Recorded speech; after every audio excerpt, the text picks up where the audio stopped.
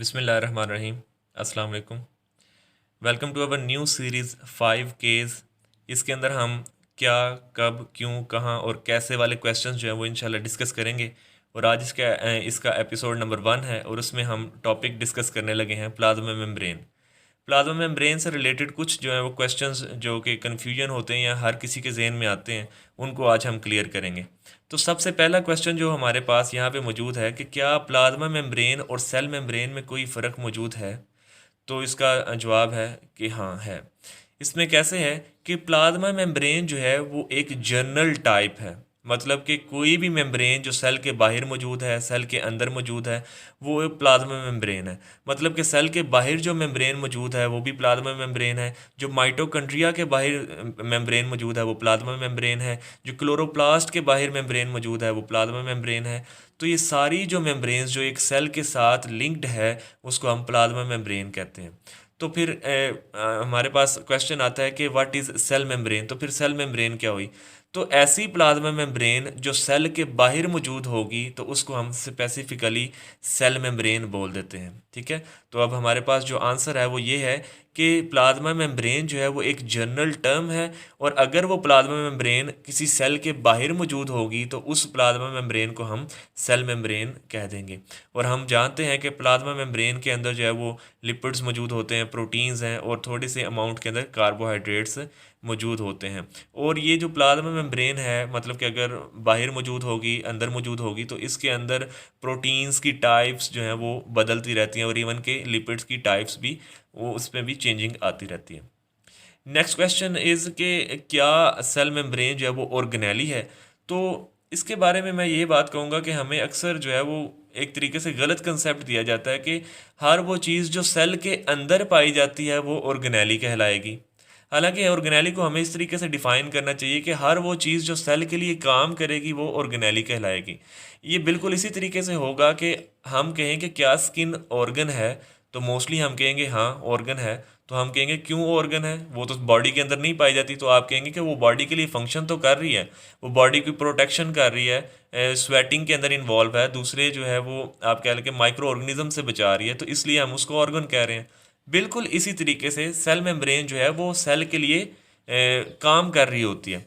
तो वो बेशक सेल से बाहर है लेकिन सेल के लिए काम कर रही है। उसका काम क्या है कि उसने कुछ मटेरियल्स को रोकना है, कुछ मटेरियल्स को अंदर आने देना है, ट्रांसपोर्ट के अंदर इन्वॉल्व है। और इस फंक्शन की वजह से सेल मेम्ब्रेन जो है वो सेल की ऑर्गेनेली होती है।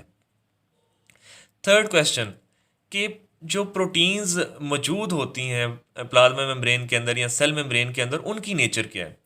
आपने तो अक्सर सुना होगा कि जो लिपिड हैं उनकी जी डबल नेचर होती है, या मैं प्रॉपर वर्ड इस्तेमाल करूं तो एम्फीफैटिक होते हैं वो। मतलब कि हाइड्रोफोबिक भी हैं वो, हाइड्रोफिलिक एंड्स भी इनके अंदर होते हैं। तो व्हाट अबाउट प्रोटीन्स, आपका प्रोटीन्स के बारे में क्या ख्याल है।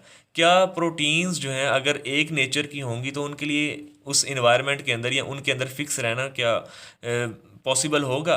क्या प्रोटीन्स जो है वो न्यूट्रल होती हैं। तो इसका जवाब है कि नहीं, प्रोटीन भी दो नेचर्स के ऊपर जो है वो कंसिस्ट करती है। या मैं प्रॉपरली बात करूं तो प्रोटीन्स भी एम्फीफैटिक होती हैं, मतलब उनके पास भी हाइड्रोफोबिक रीजन्स और हाइड्रोफिलिक रीजन्स मौजूद होते हैं। जिस तरह आप डायग्राम के अंदर क्लियरली देख सकते हैं कि जो लिपिड्स का हाइड्रोफोबिक रीजन है उसके अंदर प्रोटीन का हाइड्रोफोबिक रीजन एडजस्ट हुआ है, और जो हाइड्रोफिलिक रीजन है लिपिड्स के वहाँ पर हाइड्रोफिलिक रीजन्स ऑफ प्रोटीन्स जो हैं वो एडजस्ट हुए हैं। तो इस बात का भी जवाब आज हमें मिल गया है कि प्रोटीन्स जो हैं वो लिपिड्स की तरह एम्फीफैटिक इन नेचर है। मतलब कि उनके अंदर भी दोनों किस्म के रीजन्स पाए जाते हैं, हाइड्रोफोबिक भी एंड हाइड्रोफिलिक भी। अब हम इस क्वेश्चन को डिस्कस करेंगे कि ये जो प्लाज्मा मेम्ब्रेन का मॉडल है, फ्लूइड मोज़ेक मॉडल, इसको ये नाम क्यों दिया गया। तो इसका बहुत ही कॉमन जो आंसर मिलता होता है वो हमें ये मिलता है कि इसकी जो टेक्सचर है वो एक फ्लूइड की तरह है और इसके अंदर जो प्रोटीन है वो मोज़ेक मैनर के अंदर अरेंज होते हैं, जो कि बात काफ़ी हद तक ठीक है। लेकिन हमने इस सीरीज़ के अंदर ये समझना है कि ये फ्लूइड क्यों बनता है, मतलब इसके पीछे रीज़न क्या है। तो इसकी रीज़न ये होती है कि जो फॉस्फोलिपिड के मालिक्यूल्स आपको नज़र आ रहे हैं इनके दरमियान में जो इंट्रैक्शन होती है वो इसकी रीज़न बनती है कि ये फ्लूइड क्यों बनते हैं। वो इंट्रैक्शन कौन सी होती है, इनके दरमियान हाइड्रोफोबिक इंट्रैक्शन पाई जाती है। ठीक है, जो कि मच वीकर इंट्रैक्शन है as compared to other interaction like covalent interaction.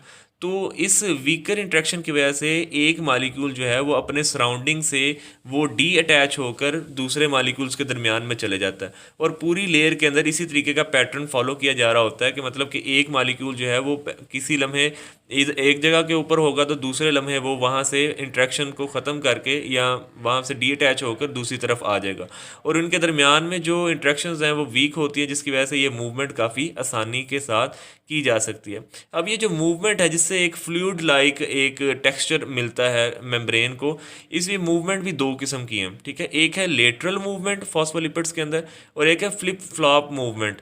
Lateral movements में क्या होता है कि वो जो एक लेयर है, लेट्स से कि बाहर की तरफ जो मेम्ब्रेन है उसके फॉस्फोलिपिड्स उसी मेम्ब्रेन के अंदर घूम फिर रहे हैं, अगर ऊपर वाली लेयर के मॉलिक्यूल नीचे वाली लेयर के अंदर आने की कोशिश करेंगे तो उन्हें फ्लिप फ्लॉप होना पड़ेगा, और ये जो फ्लिप फ्लॉप जब होता है तो ये एक्टिव मूवमेंट है, इसके लिए एनर्जी रिक्वायर होती है। क्यों एनर्जी रिक्वायर होती है? क्योंकि हम जानते हैं कि इसके दो पार्ट्स हैं, ठीक है, एक हेड रीजन है, एक टेल रीजन है। हेड जो है वो हाइड्रोफिलिक होता है, जबकि टेल जो है वो हाइड्रोफोबिक होता है। तो जब उसको अपना एक नेचर से दूसरे नेचर में से होते हुए जाना पड़ता है तो उसके लिए उसको एनर्जी यूज़ करनी पड़ती है। इसलिए डायग्राम के अंदर बहुत ही क्लियरली लिखा हुआ है कि जो लेटरल मूवमेंट्स हैं वो तो पर सेकंड जो है वो काफ़ी हाई स्पीड के ऊपर हो रहा होता है, लेकिन जब ये फ्लिप फ्लॉप मूवमेंट है ये मंथ में कोई एक दफ़ा होता है। इसका बताने का मकसद ये है कि ये काफ़ी रेयर होता है, और जब होगा तो इसमें एनर्जी जो है वो यूज़ होगी।